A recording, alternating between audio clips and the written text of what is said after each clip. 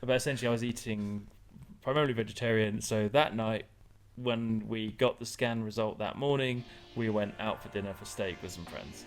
Nice. And because I didn't go... Do I know the steak restaurant? You absolutely do. Excellent. We've been before. Umpteen times.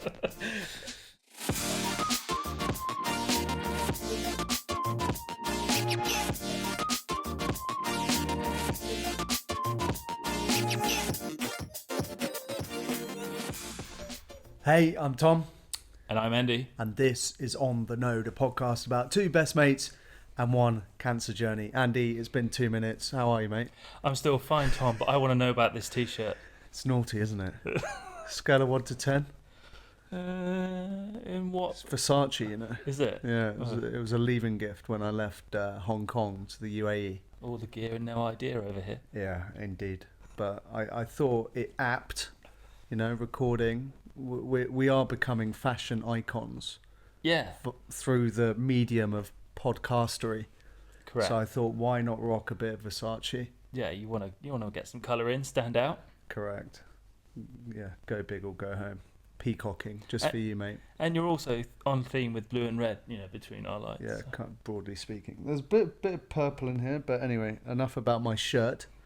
What are we covering today? So we talked about it throughout, really. We've talked about this topic at different stages, but I think it's really important we do a little bit more of a deep dive into the mental health side of things, of going through cancer. Yeah. It is as much of a side effect as the physical side effects that we talked about last time. That's okay. That's a really interesting place to start. So when you referenced NHS and Macmillan, when you're going through that, do they list mental health as a side effect or not? I don't think they do directly. Yeah. But they do offer resources of support. Yeah.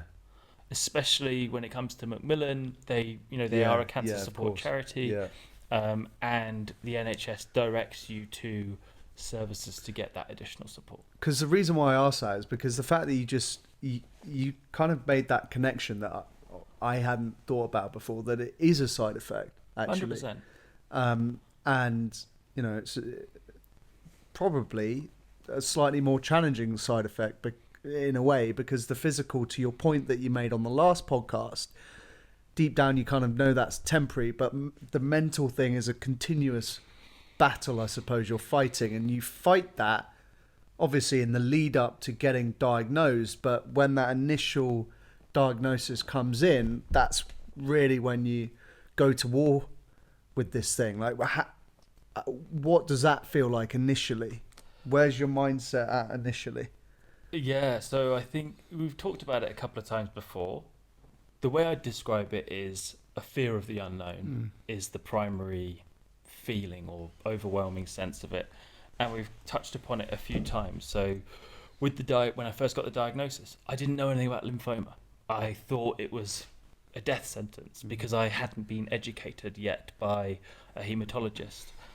I had a great fear of the unknown when I didn't know what my treatment plan was because I didn't feel like I had an answer yet. It was an unknown. So, but the moment we had that answer, that weight was lifted. You know, once we knew it was AAVD, we go, right, move on. Let's get on with it. And we talked about in the last episode, kind of going into chemotherapy and the sort of unknown side effects. We knew that these side effects exist.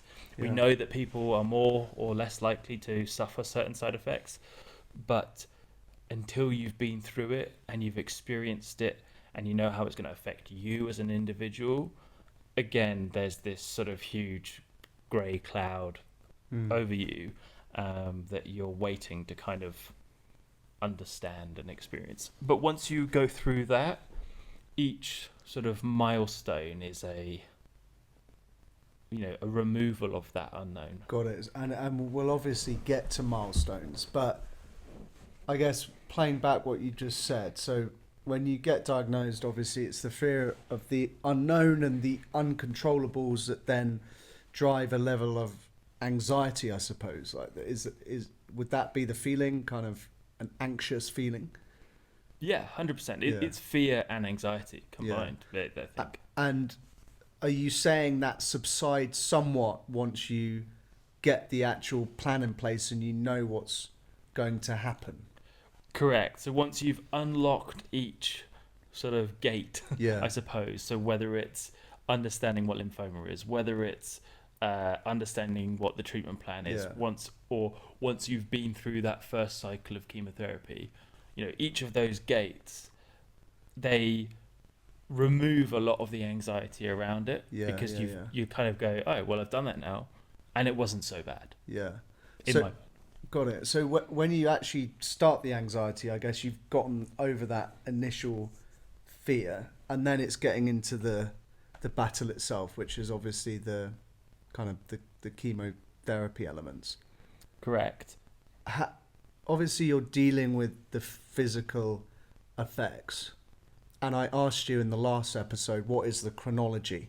And with mental health it's clearly a lot more nuanced, but at what point, or was there a point where you felt, okay, yeah, I'm feeling nauseous today, I'm feeling fatigued, but I'm also feeling pretty ropey mentally?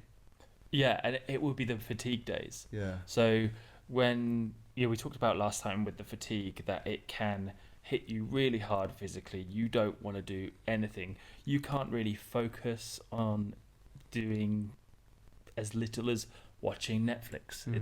It's that challenging. But it can also put you in a pretty dark place in terms of just emotionally, I suppose. Yeah. And it's a shame we didn't get to cover this with Lan so much. Maybe this is an excuse to invite her back and find out how Gaga was. I'm sure the fans will want to have Lan back. Yes. And tell everyone her Gaga story. We won't steal her thunder. But I would say on those days, Lan would be more sensitive around me and would tiptoe a bit more around me, because it is so emotionally challenging. And I like to think I'm a pretty calm and patient person most of the time, but when you're feeling in a pretty dark corner, a pretty dark hole, it does bring out not so nice sides of your personality, I think. Yeah, I mean, just a moment of self-reflection. I'm probably the most impatient person known to man, so I could not even begin to imagine the kind of demon I'd turn into.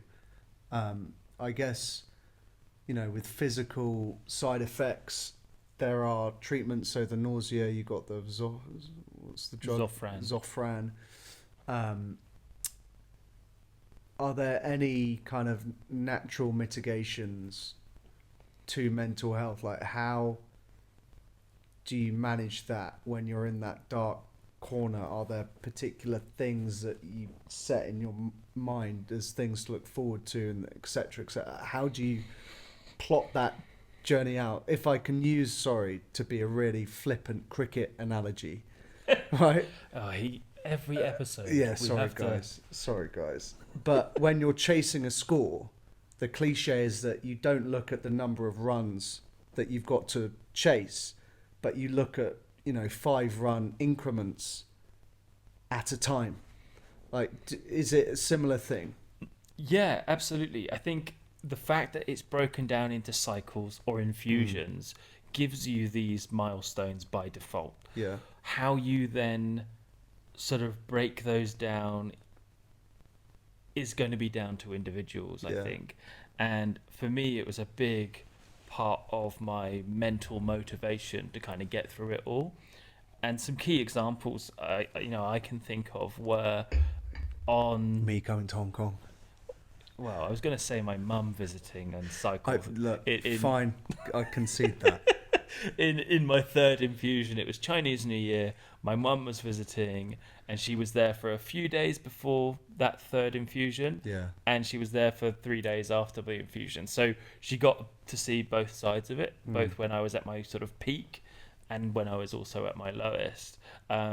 So that was one milestone. Another one, of course, was your own visit I can't remember which Jeez. infusion that was, but I think was it April. So Yeah. it probably was something like infusion 7 or 8.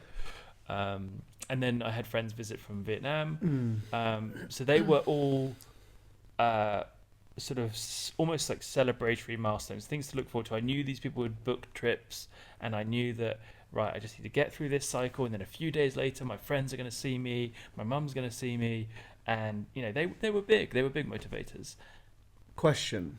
So when you mentioned, Lan learned to really tiptoe around you, I guess there's an element there that you're so intimate as partners that you feel comfortable being that vulnerable in front of her from a mental standpoint, and almost giving away the fact that you're in a really bad place. Did you ever feel like, so you mentioned your mum or even myself, your friends, like, were you conscious of not wanting to come across as bad as maybe you were feeling mentally to the people that did visit? How to answer this? The way that I timed those visits with people, because I would give people, these are the best times to visit me. Yeah. They would never see me when I was in that mental state. Because yes, I went in a dark place and I wasn't the best person, but it was 1 or 2 days in the cycle. Yeah. It was only when I was at the pits of my fatigue, and even then, it was on those days. It was when I was really, really exhausted, and I needed a nap or something like that. And I wasn't bad all the time. But it was, I just know that I probably had a couple of moments where I could have been better. But in terms of other people, there was a couple of things where I had to manage people's visits around primarily my neutropenia. I needed to make sure that my white blood cell counts were safe enough to actually spend time with them if they were coming all this way. So, and by that point, the fatigue and therefore that sort of mental darkness had kind of faded away. Got it. So really your mental darkness that you refer to was a 1 to 2 day cycle that coincided with your physical Correct. So that sounds quite kind of almost like a short stint. Is there anything, I guess the biggest thing for me would be kind of fear through the process, that is it working and stuff like that. Like, how does that manifest itself? That is something that we in the biz call scanxiety. Scanxiety, insiders. So there comes a point in your chemotherapy cycle that you need to, as you say, check, is this chemotherapy working? Is the cancer what they call responsive to treatment? How far through? So after my second cycle, so 2 months into treatment, I went for another PET CT scan. And remember, one cycle is effectively 2 weeks, 1 month. 2 times 2 weeks. Yeah. Correct. So 1 month. Yeah, so 2 months into the 6 month treatment. Yeah. We had that first PET CT scan. That must have been bloody nerve-wracking, mate. It's a tough 2 or 3 days. Yeah. Do you think about it like, a big exam or a big presentation? Do you try and defer that to on the day, or is it there, like, kind of in the back of your mind? It never leaves your mind. Yeah. You're constantly there. You get words of reassurance, and there are indicators that the treatment is working. Yeah. If we go, we like to circle back. We love this. a circle.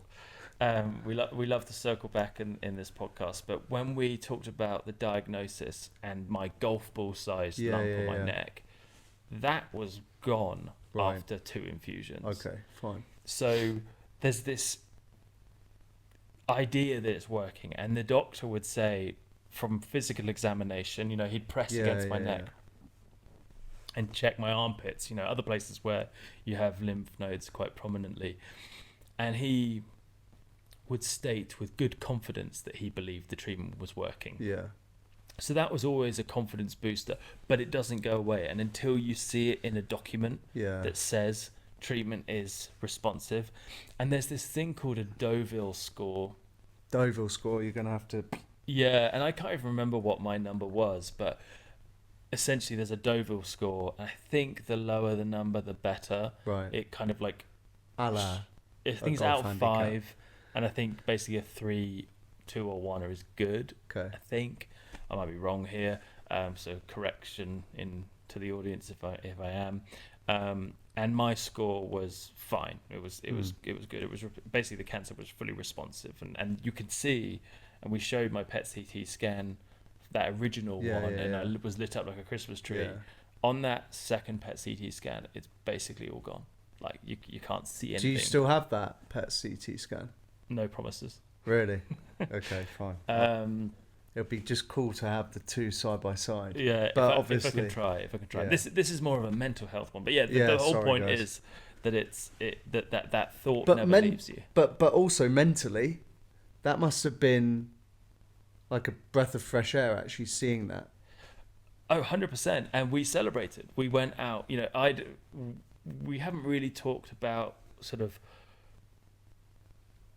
homeopathic treatments that we were trying in addition to the main chemotherapy. But essentially, I was eating 90%, 95% vegetarian through my treatment. Really? For reasons we can we could do a bonus ep. We can or another ep. A little B-ep. But essentially, I was eating primarily vegetarian. So that night, when we got the scan result that morning, we went out for dinner for steak with some friends.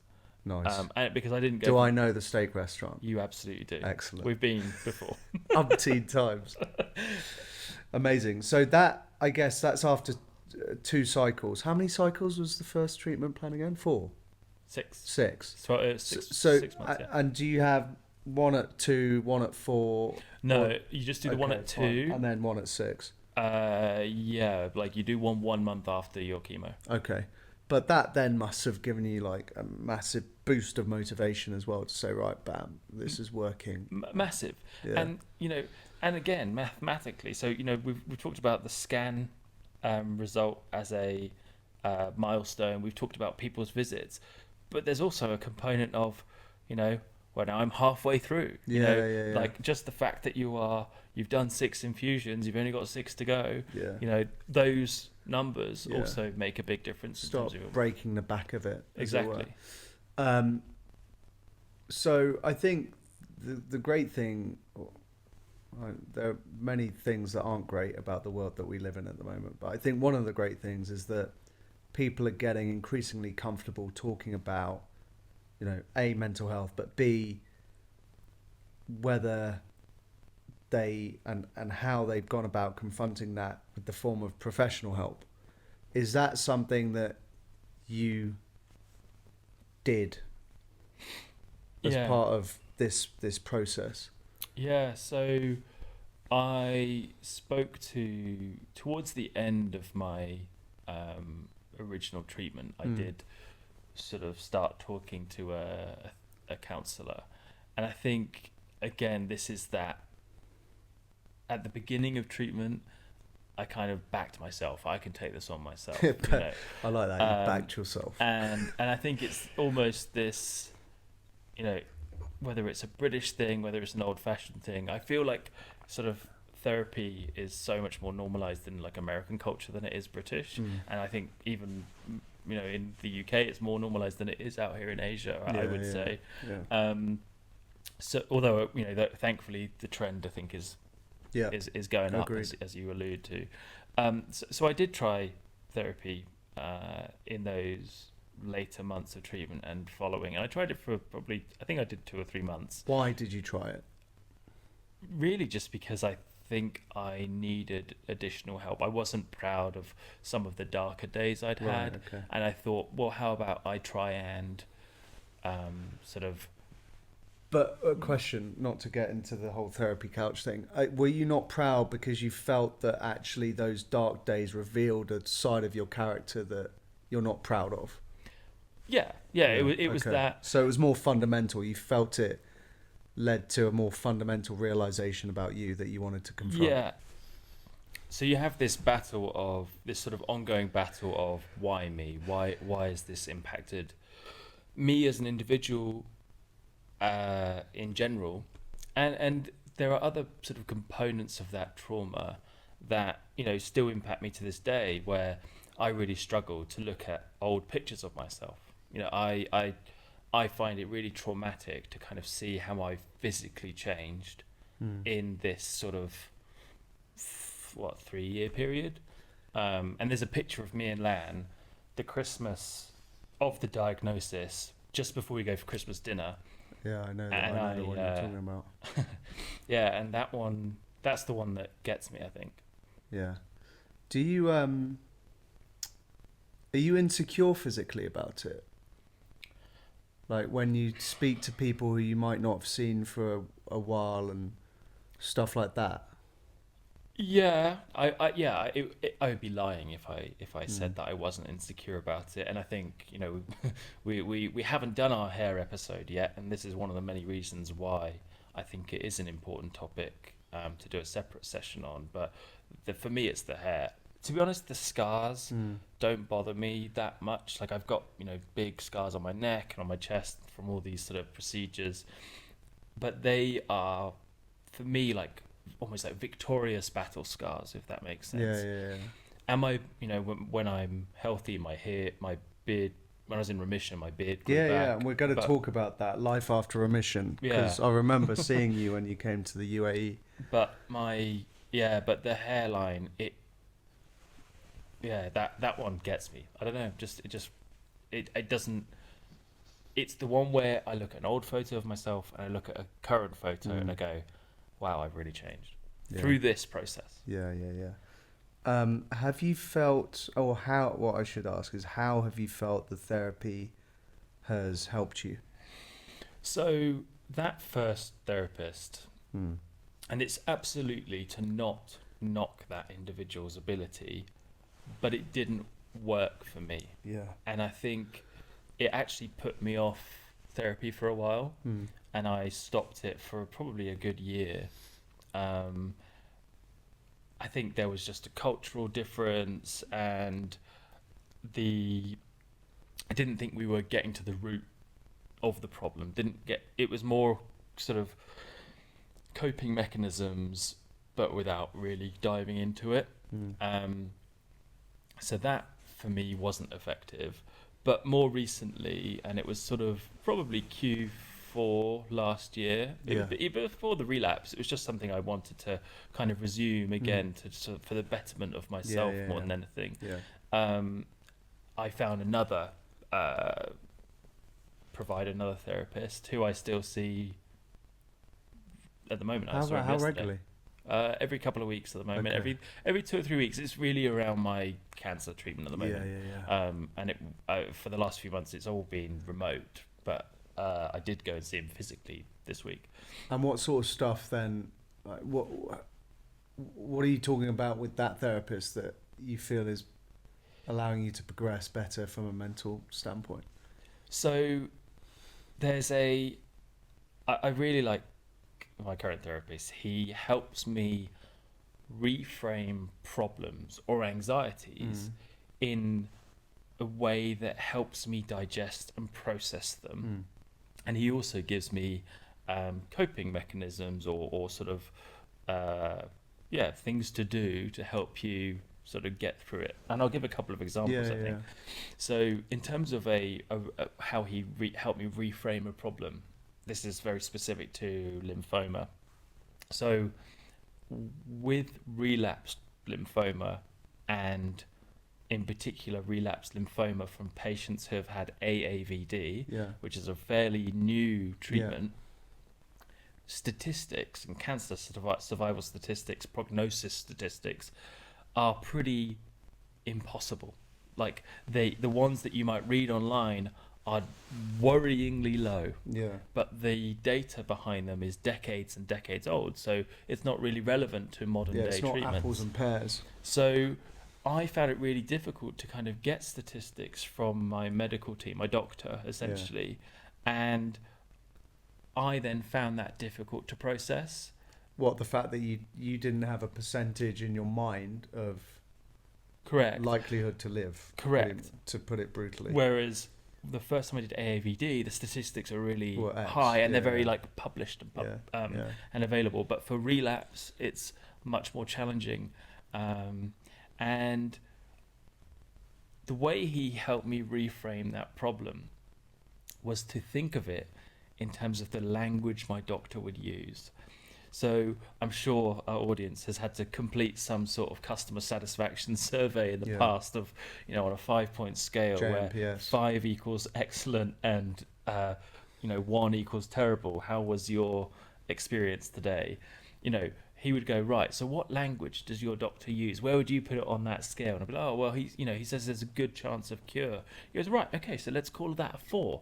And I was like, okay, right. And he goes, yeah, and maybe if we put that 4 in terms of, percentage terms, that's 80%. That's pretty good.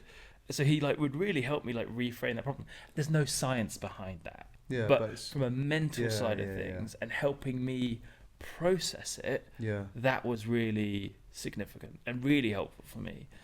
So that was really good, earlier this year. And actually, you and I both know, and we've sort of touched upon it for our audience, that I've got a really big phase of the treatment coming up. And I wanted to talk about, I nearly brought it up earlier, but I thought I'd save it a bit. So yesterday, he gave me another sort of technique, I suppose, on how to kind of get through each day. And it was just something simple. It was a case of every day, think about what do you need that day, who can provide it, and ask for it. Yeah. Which is something that, frankly speaking, I'm not very good at doing. Yeah. Lan is brilliant at constantly asking me, give me this right now. No. Oh, asking what you asking need. what I Okay, need. sorry, Lan. Obviously didn't mean it. Poor her. She's not even here to defend herself today. She's recovering from Gaga.